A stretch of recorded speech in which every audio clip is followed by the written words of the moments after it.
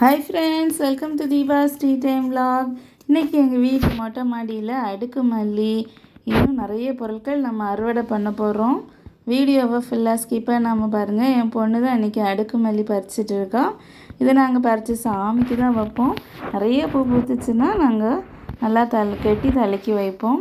நல்ல வாசனையாக இருக்கும். இப்போ நல்லா வெயில் அடிக்கிறதுனால நம்ம கொஞ்சமாக உரம் போட்டாலும் நல்லா பூக்குங்க. மல்லிகைப்பூ செடிக்கு வெயில் தான் ரொம்ப முக்கியம். இப்போ வெயிலுக்கு பஞ்சமே இல்லை, நல்லா வெயில் அடிக்குது. நம்ம இப்போ கொஞ்சம் சாணி உரம் அந்த மாதிரி ஏதாவது இயற்கையான உரங்கள் கரைச்சி விட்டோம் அப்படின்னா நிறைய பூ பூக்கும். நிறைய மொட்டுக்களும் கிடக்கு பாருங்கள். இது ஒரு பூ அவ்வளோ பெருசாக இருக்கும். அதிகமாக இந்த மல்லிகைப்பூ செடிக்கு தண்ணியும் தேவையில்லை. அடுத்தது நம்ம வெண்டைக்காய் பறிச்சிடலாம். வெண்டைக்காயும் நிறைய இருக்குது. ரோஸ் பாருங்கள், இந்த வாட்டி நல்ல பெரிய பூவாக பூத்துருக்கு. அதையும் நம்ம கட் பண்ணிடலாம். இன்னும் நிறைய வெண்டைக்காய் நம்ம பறிக்க போகிறோம். இன்னும் இருக்குது பாருங்கள். ஒரு 2-3 டேஸ் நம்ம எடுத்து பாக்ஸில் வச்சு ஃப்ரிட்ஜில் வச்சுட்டோன்னா நமக்கு ஒரு வேளை சமைக்கிறதுக்கான வெண்டைக்காய் நம்ம வீட்டிலையே கிடச்சிரும். இந்த மாதிரி செடிகள்லேருந்து ஒரு 2-3 வெண்டைக்காவை நம்ம முத்த விட்டுருந்தோன்னா அதிலிருந்து சீடு எடுத்து இன்னும் 10 செடிகள் நம்ம வளர்க்கலாம். பாருங்கள், நீ நிறைய வெண்டைக்காய் காய்ச்சிருக்கு. ஒரு 10-15 வெண்டைக்காய் இன்றைக்கி காய்ச்சிருக்கு.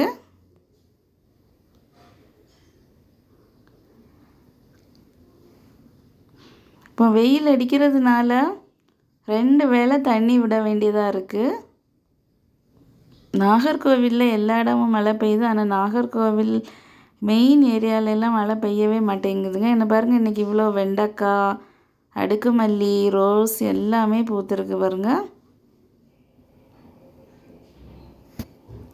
இது சப்போட்டா, குட்டி குட்டியாக மிளகாய் செடி வளர்ந்துருக்கு.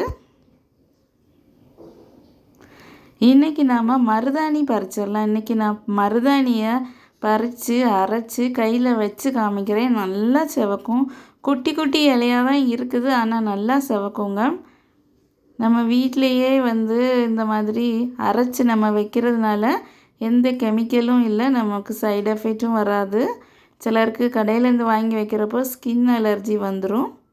நமக்கு குட்டியாக தான் இலை இருக்குது, ஆனால் நல்லா செவக்கும். இன்றைக்கி நான் அரைச்சி கையில் வச்சு காமிக்கிறேன். நீங்கள் வீடியோ ஃபுல்லாக பாருங்கள். இது எந்த டைம் வேணும்னாலும் வைக்கலாம். சில மருதாணி காலையில் வைக்கணும், சாயங்காலம் வைக்கணும்னு சொல்லுவாங்க. எங்கள் வீட்டில் உள்ளது எந்த டைம் வச்சாலும் நல்லா செவக்கும்.